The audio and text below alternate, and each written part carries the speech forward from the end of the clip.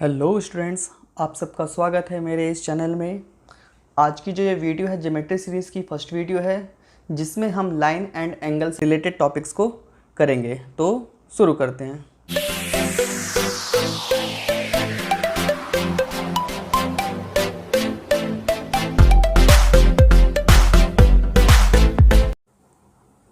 Geometry में अगर हम सबसे पहले टॉपिक को देखें तो सबसे पहला जो टॉपिक है वो हमारा है लाइन। लाइन के अंदर हमारे पास तीन ये टॉपिक मिलेंगे। पहला है लाइन, फिर है रे और एक है लाइन सेगमेंट। तीनों में क्या फ़र्क होता है? जो लाइन सेगमेंट होता है उसके अंदर दो एंड पॉइंट होते हैं। जो रे होता है उसके अंदर एक एंड पॉइंट होगा और जो लाइन हो गई उसमें एक भी एंड पॉइंट नहीं होगा। मतलब क्या है? देखो, इसमें इसको ए से या फिर बी से किधर से भी हम आगे नहीं बढ़ा सकते हैं। इसकी जो लेंथ होगी वो फिक्स होगी। इसी तरीके से याद देखें तो ये इसका इनिशियल पॉइंट होता है रे का, और इधर ये हमारा फिक्स पॉइंट होता है, और इधर क्या होता है, हम कितना भी आगे बढ़ा सकते हैं। लाइन में हमारा एक भी फिक्स पॉइंट नहीं होता है, और इसको हम इस तरफ से भी और इस तरफ से भी कितना भी हम आगे बढ़ा सकते हैं। लाइन को हम इस तरीके से लिखते हैं, और इसको रीड कैसे करेंगे? Line A B. इसे हम ए बी को हम बी ए बी लिख सकते हैं, और इसको कैसे रीड करेंगे? लाइन बी ए। रे को हम कैसे लिखेंगे? रे ए बी लिख करके उसके ऊपर एरो बना देंगे। तो इसे रीड कैसे करना होगा? रे ए बी। अगर रे है तो रे को हम ए बी को हम बी ए नहीं लिख सकते हैं, क्योंकि बी ए का मतलब जो होगा वो क्या होगा? बी उसका इनिशियल पॉइंट हो जाएगा, मतलब स्टार्टिंग का पॉइंट, और ए जो होगा वो कैसा हो जाएगा? एरो वाला, जिसमें एरो हेड बोलते हैं इसे। इसी तरीके से अगर हम लाइन सेगमेंट में देखें तो लाइन सेगमेंट जो होगा वो क्या होगा? उसे हम कैसे लिखेंगे? ए बी लिख करके इस तरीके से बार लगा देंगे, और क्या बोलेंगे इसे? Line segment A B. A B को हम बी ए बी लिख सकते हैं, और इस तरीके से भी हम इसे पढ़ सकते हैं, लाइन सेगमेंट बी ए। अगले दो टॉपिक हैं इंटरसेक्टिंग लाइंस और कॉन्करेंट लाइंस।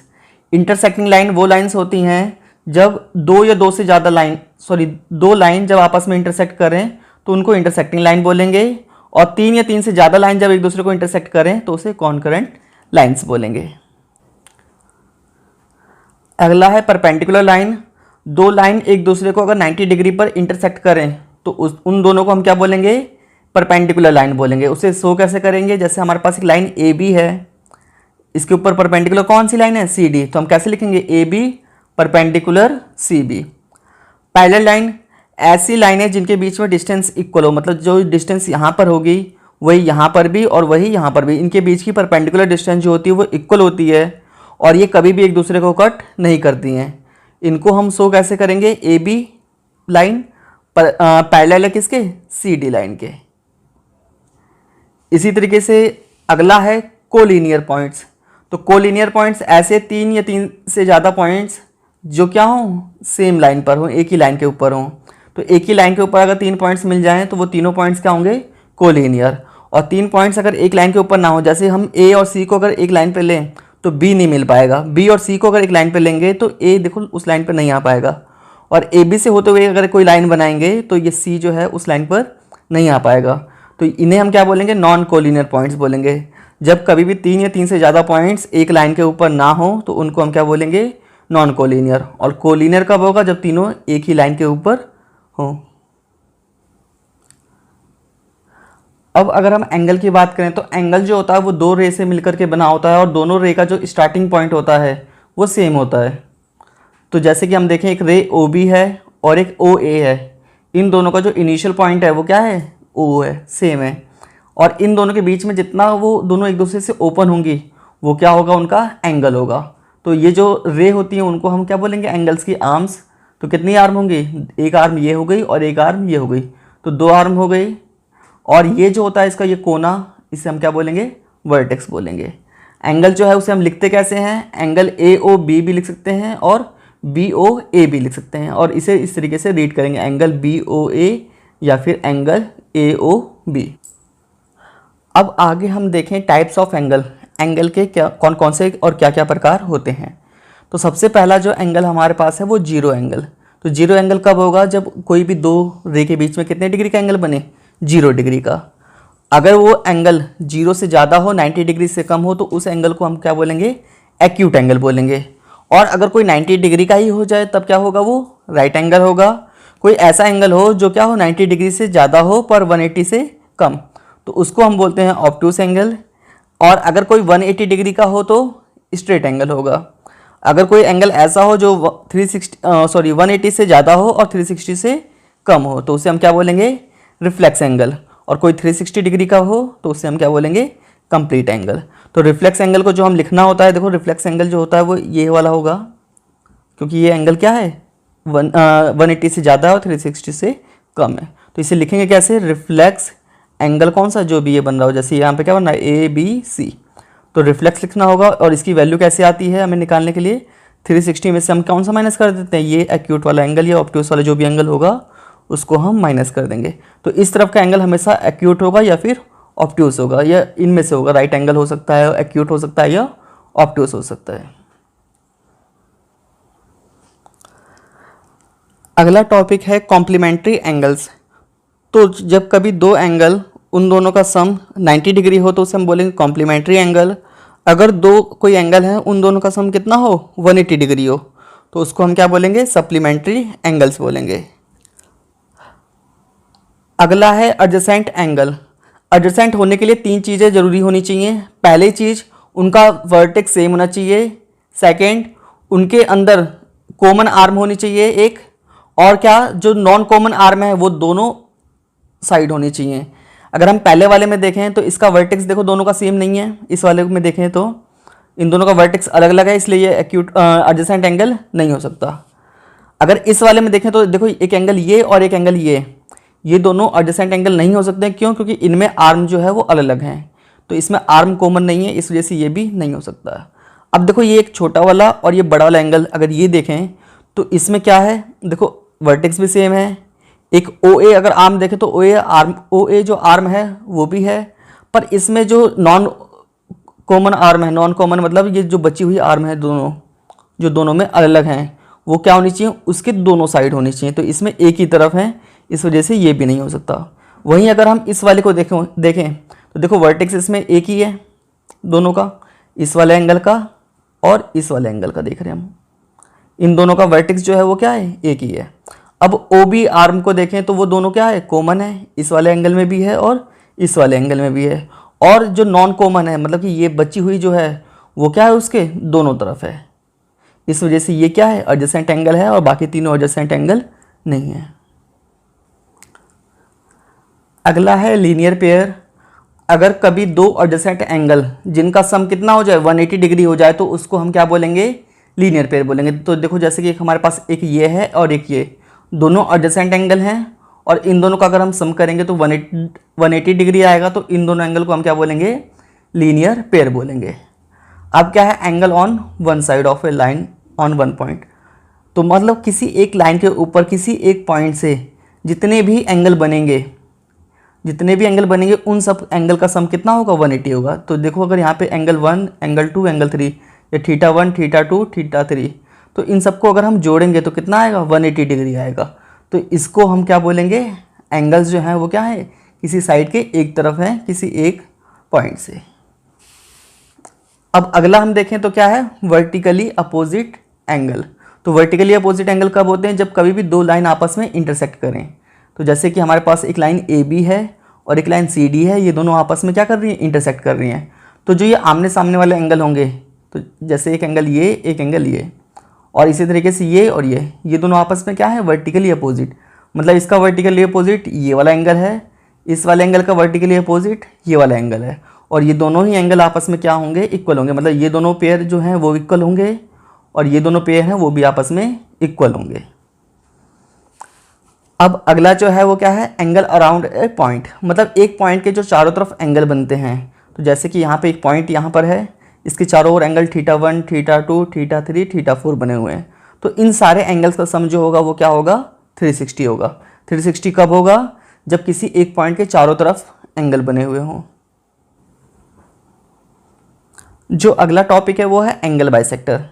एंगल बाइसेक्टर में क्या होता है, अगर हमारे पास कोई एक एंगल है, हमने मान लिया एंगल कौन सा था, ये बड़ा वाला पूरा एंगल था, एंगल AOB। अब एक OC रे है, उसने क्या करा, इसको दो बराबर भागों में बांट दिया इस एंगल को। अगर मान लो ये 60 का था तो ये 30-30 के दो टुकड़ों में बट गया। तो अगर कोई एक ऐसी लाइन या रे जो क्या करे, उस एंगल को दो इक्वल पार्ट्स में डिवाइड करे, तो उसको हम क्या बोलेंगे, उस एंगल का बाइसेक्टर बोलेंगे। तो मतलब ये OC जो है ये क्या है, बाइसेक्टर है एंगल AOB का। लाइन बाइसेक्टर क्या होता है, कोई एक ऐसी लाइन या रे जो क्या करे, किसी एक लाइन सेगमेंट को, लाइन सेगमेंट इसमें क्यों आएगा, क्योंकि इसमें लेंथ फिक्स होनी चाहिए, किसी लाइन सेगमेंट को क्या करे, दो इक्वल पार्ट्स में डिवाइड करे। तो जैसे कि ये हमारे पास है, इसको ये वाली साइड इस वाली साइड इक्वल पार्ट में डिवाइड कर दिए, कौन सी लाइन, ये जो CD लाइन है, इस लाइन सेगमेंट को इक्वल पार्ट्स में डिवाइड कर दिए, इस वजह से ये क्या है, बाइसेक्टर है इस लाइन का। अब परपेंडिकुलर बाइसेक्टर, तो परपेंडिकुलर बाइसेक्टर क्या होता है, कोई एक ऐसी लाइन जो परपेंडिकुलर होने के साथ साथ उसको बाइसेक्ट भी करे, तो उसको हम क्या बोलेंगे, परपेंडिकुलर बाइसेक्टर बोलेंगे। यहाँ पर लाइन सेगमेंट है, ये AB जो है वो क्या है, एक लाइन सेगमेंट है, ठीक है, यहाँ पे एरो नहीं आएगा। बात करते हैं ट्रांसवर्सल लाइन की। तो कोई एक ऐसी लाइन जो दो लाइन को क्या करे, दो या दो से ज़्यादा लाइन को क्या करे, इंटरसेक्ट करे, तो उसको हम क्या बोलते हैं, ट्रांसवर्सल लाइन बोलते हैं। तो जैसे कि हमारे पास ये MN है, ये लाइन किसको, AB लाइन को और CD लाइन को, दोनों को ही क्या कर रही है, इंटरसेक्ट कर रही है। तो हम इसको कौन सी लाइन बोलेंगे, ट्रांसवर्सल लाइन बोलेंगे। अब कोई ट्रांसवर्सल लाइन अगर पैरेलल लाइन को इंटरसेक्ट करे तो क्या क्या चीज़ें होती हैं, तो जैसे कि हमारे पास यहाँ पर देखो AB और CD दो लाइन है और दोनों ही आपस में क्या है, पैरेलल है, मतलब AB जो है वो पैरेलल है किसके, CD लाइन के, और ये MN जो है एक ट्रांसवर्सल लाइन है। तो अगर ये इसे कट करेगी तो आप ध्यान से देखोगे तो इसमें कुछ एंगल्स बनेंगे। इस वाले एंगल का नाम हमने एंगल 1 रख दिया, इसका 2, एंगल 3, एंगल 4।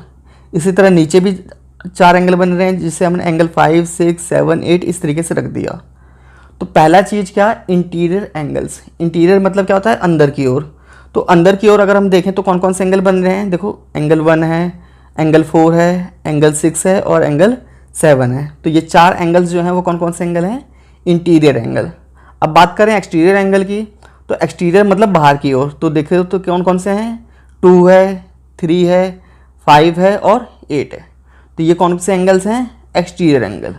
अब बात करते हैं हम कॉरेस्पॉन्डिंग एंगल की। तो कॉरेस्पॉन्डिंग को समझने के लिए देखो कैसे समझो, जैसे कि आप मान लो यहाँ पर एक शहर है, एक शहर यहाँ पर है। अगर मैं 2 को देखूँ तो 2 कहाँ पर है, इसके राइट साइड में टॉप पे। तो यहाँ पे भी हमें राइट साइड में टॉप पे कौन सा है, 6। तो 2 का कॉरेस्पॉन्डिंग कौन होगा, 6। इसी तरीके से 3 का कॉरेस्पॉन्डिंग कौन होगा, 7, 4 का 8 और 1 का 5।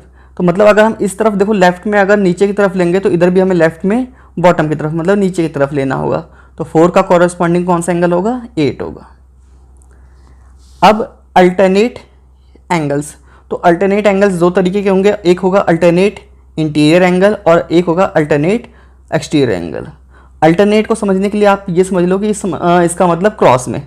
तो अगर हम क्रॉस में अंदर की ओर देखें तो देखो 4 को क्रॉस में देखना है और अंदर की ओर, तो 4 के क्रॉस में अंदर की ओर कौन है, 6। इस तरह 1 का क्रॉस में अंदर की ओर कौन है, 7। तो 4 का इंटीरियर अल्टरनेट इंटीरियर कौन सा होगा, 4 का 6, और इसी तरह 1 का कौन होगा, 7। अब अल्टरनेट एक्सटीरियर मतलब होता है बाहर की ओर और अल्टरनेट मतलब समझ लो क्या, क्रॉस में। तो देखो जैसे कि यहाँ पे 2 है, 2 के अल्टरनेट क्रॉस में बाहर की ओर क्या है, ये 8। तो 2 का 8 हो जाएगा और 3 का 5 हो जाएगा। तो इस तरीके से ये कौन से एंगल्स हैं, अल्टरनेट एक्सटीरियर एंगल्स, और ये सारे मिलकर के कौन से एंगल्स हैं, अल्टरनेट एंगल्स हैं। अब अगला है को इंटीरियर एंगल्स। तो को इंटीरियर मतलब क्या है, देखो इधर अगर अंदर की ओर सेम साइड देखें तो इधर भी ये क्या है, 6। तो 1 का को इंटीरियर कौन है, 6 और 4 का 7। तो ये जो एंगल्स होते हैं वो क्या होते हैं, ट्रांसवर्सल लाइन के क्या होते हैं, एक ही तरफ होते हैं। और हमें किधर देखना है, बाहर या अंदर की ओर देखना है। अब इनकी कुछ प्रॉपर्टीज़ है। जैसे पहली प्रॉपर्टी क्या है कि जितने भी क्रॉसपॉन्डिंग एंगल्स होते हैं वो इक्वल होते हैं, मतलब ये जितने भी एंगल्स होंगे वो इक्वल होंगे। मतलब 1 का क्रॉसपॉन्डिंग कौन है, 5, तो 1 किसके इक्वल होगा, 5 के। 2 का क्रॉसपॉन्डिंग 6 था यहाँ पर, तो 2 किसके इक्वल होगा, 6 के। 3 का कॉरेस्पॉन्डिंग कौन था, 7, तो 3 किसके इक्वल होगा, 7 के। इसी तरह 4 किसके इक्वल होगा, 8 के। तो जो क्रॉसपॉन्डिंग एंगल्स होते हैं वो क्या होते हैं, आपस में इक्वल।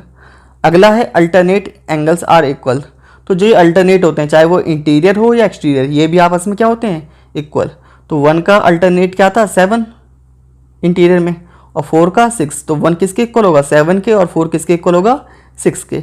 इसी तरह 2 किसके इक्वल होगा, 8 के, और 3 5 के इक्वल होगा। नेक्स्ट है कि को इंटीरियर एंगल जो होते हैं वो क्या होते हैं, सप्लीमेंट्री होते हैं। सप्लीमेंट्री वो एंगल होते हैं जिनको जोड़ने पे कितना है, 180। इसका मतलब इन दोनों को अगर हम ऐड करेंगे 1 को और 6 को तो क्या आएगा, 180 आएगा, 180। इसी तरह 4 और 7 को भी ऐड करेंगे तो भी कितना आएगा, 180। मतलब इधर 4 और 7 इन दोनों को ऐड करेंगे तो 180 डिग्री आएगा, और 1 और 6 को ऐड करेंगे तो भी 180 डिग्री आएगा। अगर एक बार और हम देखें तो ये हमारे पास दो पैरेलल लाइन है, इनको ये ट्रांसवर्सल लाइन इंटरसेक्ट कर रही है, तो ये हमारे पास 4 एंगल इधर बने हैं, 4 एंगल इधर। तो सबसे पहले अगर हम क्रॉसपॉन्डिंग एंगल की बात करें तो 4 का जो क्रॉसपॉन्डिंग होगा, तो इधर हम ये कौन सा 4 की पोजीशन क्या है, टॉप में है, कौन सी साइड, राइट साइड। तो टॉप में राइट कौन है, 8, तो 4 का कॉरस्पॉन्डिंग 8 होगा, 1 का कॉरस्पॉन्डिंग 3, 7 का 5, 6 का 2। इसी तरीके से अब अल्टरनेट इंटीरियर एंगल देखें तो अल्टरनेट मतलब क्रॉस में देखना होगा और इंटीरियर मतलब अंदर की ओर, तो 7 का 8, 1 का 2। अब अल्टरनेट अगर एक्सटीरियर देखें तो क्या होगा, जैसे 6 का क्या होगा, 3 हो जाएगा, 4 का क्या हो जाएगा, 5 हो जाएगा। अब हम क्या देखें, को इंटीरियर एंगल देखें तो को इंटीरियर कौन सा होगा, 1 का 8 हो जाएगा और 7 का 2 हो जाएगा।